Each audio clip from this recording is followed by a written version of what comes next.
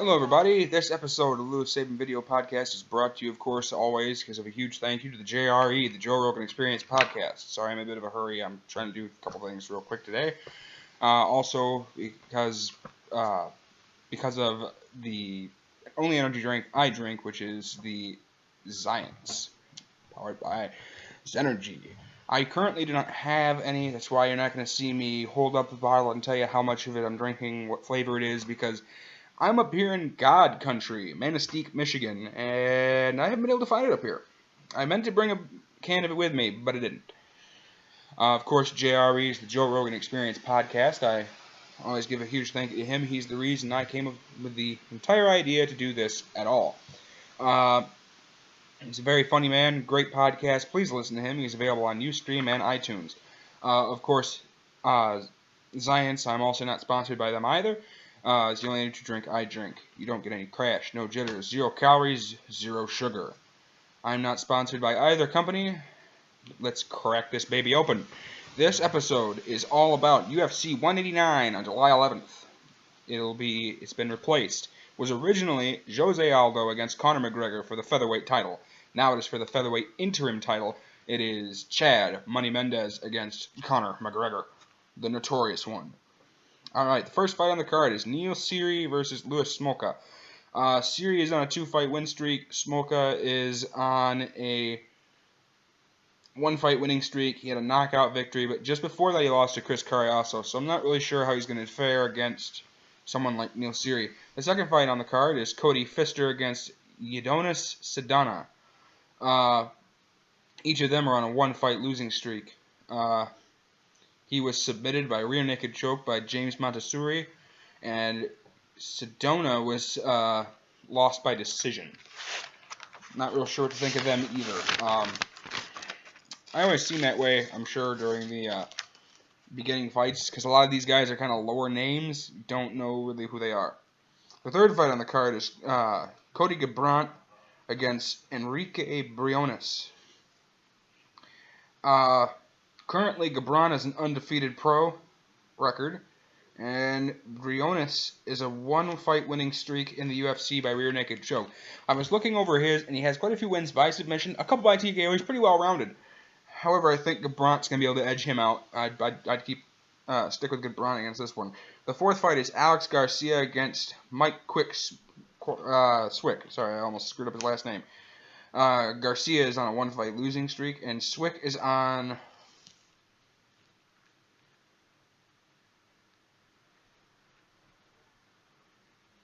I have no idea what he last lost to Matt Brown. So they're both on a 1-fight losing streak, and Matt Brown knocked him out. Just because of experience, I'm going to stick with Swick. Depends on which Swick shows up to the fight. If he shows up the way he normally does, we'll be fine. I'm sure he'll probably TKO Garcia. The fifth fight on the card is Cathal Penderson against John Howard. Cathal the Punisher Henderson is on a 3-fight winning streak. Sorry, he's 3 wins by decision. John Doomsday Howard, is on a 3-fight losing streak. Normally, I'd say stay away from the guy on the losing streak, but I like John Howard. I think he's got something to prove. He wants to stay. I think he'll win by decision. Sixth fight on the card is Matt the Immortal Brown against Tim Dirty Bird Means. Matt Brown has back-to-back losses over Johnny Hendricks by decision and Robbie Lawler. Tim Means is on a 4-fight winning streak. Both wins via finish, submission, arm triangle, and a TKO or Diego Lima. I'm going to go ahead and say go with Tim Means here. Nothing against Matt Brown, but I think Tim Means will be able to edge him, possibly even get a submission win. The seventh fight on the card is Brad One-Punch Pickett against Thomas Taminius, I think is how his nickname is pronounced, Almeida.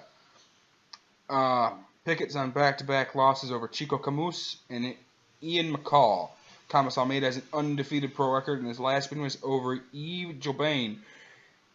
I'm going to go ahead and go with Almeida here, just because Pickett, yeah, sure, he's got some decent power, but his wrestling is,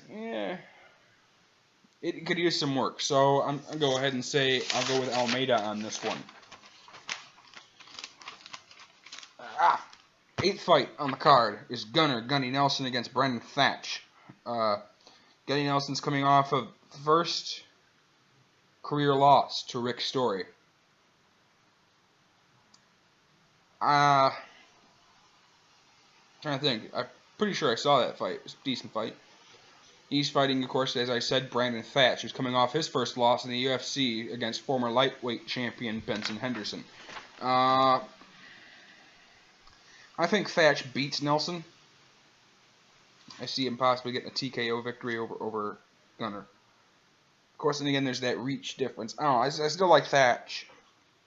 The 9th fight is Dennis Bermudez and Jeremy Stephens. Dennis the Menace Bermudez is coming off of a loss to Ricardo Lamas. He submitted him via guillotine. And Jeremy the Heathen Stephen is coming off a 2-fight loss streak against Charles Oliveira and Cub Swanson. Both of those are decisions. I'm going to go ahead and go with Dennis Bermudez here because Bermudez is one hell of a fighter, and I really do think that the Heathen Stephen here is going to lose. I think he'll go from 2 fights to 3 fights losing streak. Not sure how he'd do it, though. The co-main event is a title fight. It is Ruthless Robbie Lawler defending his welterweight title against Rory MacDonald. Both of them are on a 3-fight winning streak. Here's why I'm personally going to go with Robbie Lawler. Here's why. He already fought Rory and he beat him. I think that's going to cause Robbie to get in Rory's head, and he knows that he can beat him already. Of course, Rory MacDonald, as I said, is also on a 3-fight winning streak. His last fight was against Tyron Woodley. I still think Robbie beats him. Alright, now I'm going to go a little more in depth with this one because, well, I want to do. The main event is the notorious Conor McGregor against Chad Money Mendez. Conor is 5'8" and has a 100% takedown defense, while Chad's only 5'6". Conor's on a 13-fight win streak, and Chad's on a 1-fight win streak over Ricardo Lamas. Some of the notable wins that Conor has: Max Holloway, Dustin Poirier, and Dennis Siver. I really think Conor is going to beat him, and here's why. That 100% takedown defense against Chad Mendes, the wrestler, and 2, his reach is 74, where Chad's is only 66. I think he's going to be able to keep him off of him and be able to beat him. I know that I kind of sped through this, and this is only going to be like an 8-minute podcast, because I really have to go do some other things. There was a huge wreck at the race. Dale Earnhardt Jr., I believe, did win last night at Daytona. Other than that, there's really not much going on. Antonio Gates is suspended first 4 games for performance-enhancing drugs. Sheldon Richardson and Rolando McClain are both also suspended for the first 4 games of the season for drug use. That's pretty much it. Much love. Thank you for watching this. Again, I'd like to give a big shout out to Zients. The only energy drink I drink. 0 calories, 0 sugar. Does not give you the crash, no jitters, and it tastes delicious. That's the end of that. And, of course, the JRE Joe Rogan Experience. I'm not sponsored by either company. Much love. You guys have a great day, evening, night, whenever it is you watch this.